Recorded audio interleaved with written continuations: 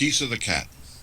Once upon a time, there lived a queen who had a beautiful cat, the color of smoke with china blue eyes, which she was very fond of.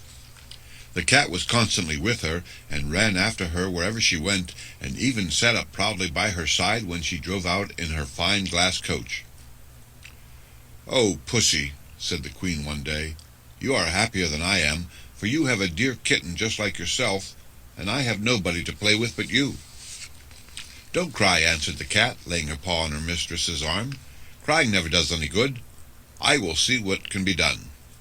The cat was as good as her word. As soon as she returned from her drive, she trotted off to the forest to consult a fairy who dwelt there, and very soon after the queen had a little girl who seemed made out of snow and sunbeams. The queen was delighted, and soon the baby began to take notice of the kitten as she jumped about the room, and would not go to sleep at all unless the kitten lay curled up beside her. 2 or 3 months went by, and though the baby was still a baby, the kitten was fast becoming a cat, and one evening, when as usual the nurse came to look for her to put her in the baby's cot, she was nowhere to be found. What a hunt there was for that kitten, to be sure! The servants, each anxious to find her, as the queen was certain to reward the lucky man, searched in the most impossible places. Boxes were opened that would hardly have held the kitten's paw. Books were taken from bookshelves, lest the kitten should have got behind them. Drawers were pulled out, for perhaps the kitten might have got shut in. But it was all no use. The kitten had plainly run away, and nobody could tell if it would ever choose to come back. Years passed away, and one day when the princess was playing ball in the garden, she happened to throw her ball farther than usual, and it fell into a clump of rose bushes. The princess, of course, ran after it at once, and she was stooping down to feel if it was hidden in the long grass, when she heard a voice calling her. "Ingebjorg, Ingebjorg," it said, "have you forgotten me? I am Kisa, your sister." "But I never had a sister," answered Ingeborg, very much puzzled, for she knew nothing of what had taken place so long ago. "Don't you remember how I always slept in your cot beside you, and how you cried till I came? But girls have no memories at all. Why, I could find my way straight up to that cot this moment, if I was once inside the palace." "Why did you go away, then?" asked the princess. But before Kisa could answer, Ingeborg's attendants arrived breathless on the scene, and were so horrified at the sight of a strange cat that Kisa plunged into the bushes and went back to the forest. The princess was very much vexed with her ladies-in-waiting for frightening away her old playfellow, and told the queen, who came to her room every evening, to bid her good night. "Yes, it is quite true what Kisa said," answered the queen. "I should have liked to see her again. Perhaps some day she will return, and then you must bring her to me." Next morning it was very hot, and the princess declared that she must go and play in the forest, where it was always cool under the big shady trees. As usual, her attendants let her do anything that she pleased, and sitting down on a mossy bank where a little stream tinkled by, they soon fell sound asleep. The princess saw with delight that they would pay no heed to her, and wandered on, expecting every moment to see some fairies dancing around a ring, or some little brown elves peeping at her from behind a tree. But alas, she met none of these. Instead, a horrible giant came out of his cave and ordered her to follow him. The princess felt much afraid, as he was so big and ugly, and began to be sorry that she had not stayed within reach of help. But as there was no use in disobeying the giant, she walked meekly behind. They went a long way, and Ingeborg grew very tired, and at length began to cry.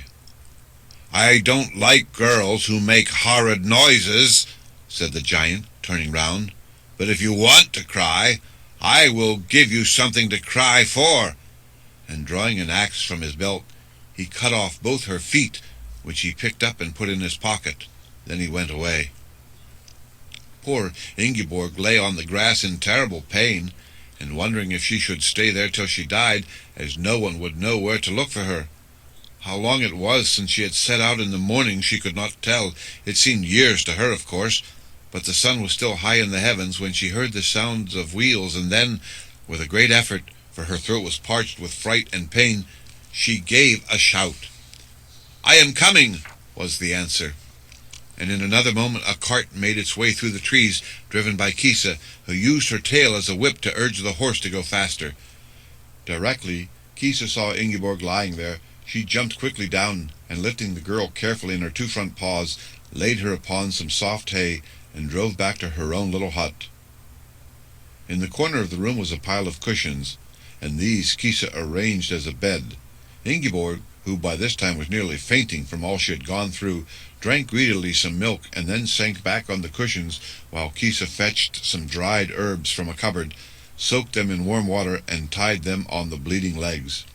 The pain vanished at once, and Ingeborg looked up and smiled at Kisa. "You will go to sleep now," said the cat, "and you will not mind if I leave you for a little while. I will lock the door, and no one can hurt you." But before she had finished, the princess was asleep.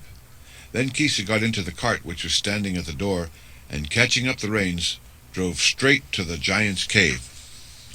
Leaving her cart behind some trees, Kisa crept gently up to the open door, and crouching down, listened to what the giant was telling his wife, who was at supper with him. "The first day that I can spare, I shall just go back and kill her," he said. "It would never do for people in the forest to know that a mere girl can defy me."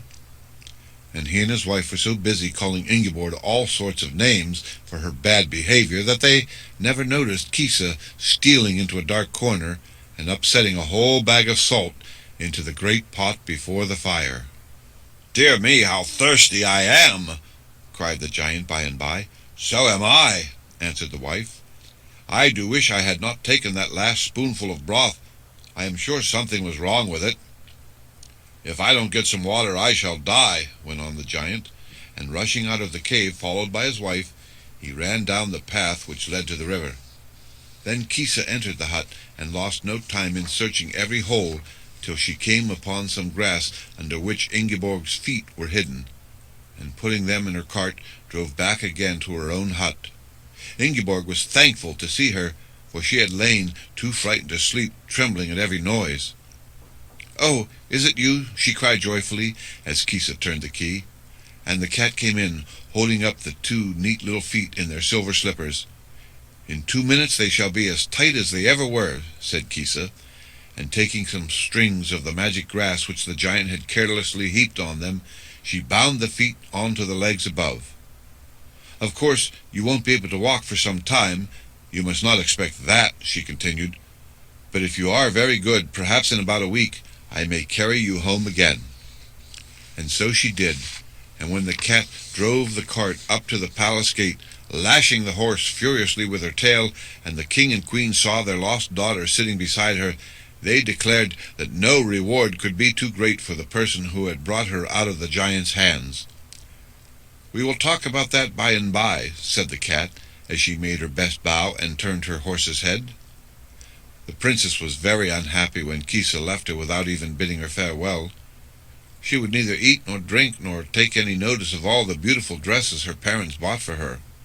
"She will die unless we can make her laugh," one whispered to the other. "Is there anything in the world that we have left untried?" "Nothing except marriage," answered the king, and he invited all the handsome young men he could think of to the palace, and bade the princess choose a husband from amongst them. It took her some time to decide which she admired the most, but at last she fixed upon a young prince whose eyes were like the pools in the forest, and his hair of bright gold. The king and the queen were greatly pleased, as the young man was the son of a neighboring king, and they gave orders that a splendid feast should be got ready. When the marriage was over, Kisa suddenly stood before them, and Ingeborg rushed forward and clasped her in her arms. "I have come to claim my reward," said the cat. "Let me sleep for this night at the foot of your bed." "Is that all?" asked Ingeborg, much disappointed. "It is enough," answered the cat. And when the morning dawned, it was no cat that lay upon the bed, but a beautiful princess. "My mother and I were both enchanted by a spiteful fairy," said she. "We could not free ourselves till we had done some kindly deed that had never been wrought before. My mother died without ever finding a chance of doing anything new, but I took advantage of the evil act of the giant to make you as whole as ever." Then they were all more delighted than ever before, and the princess lived in the court until she too married and went away to govern one of her own.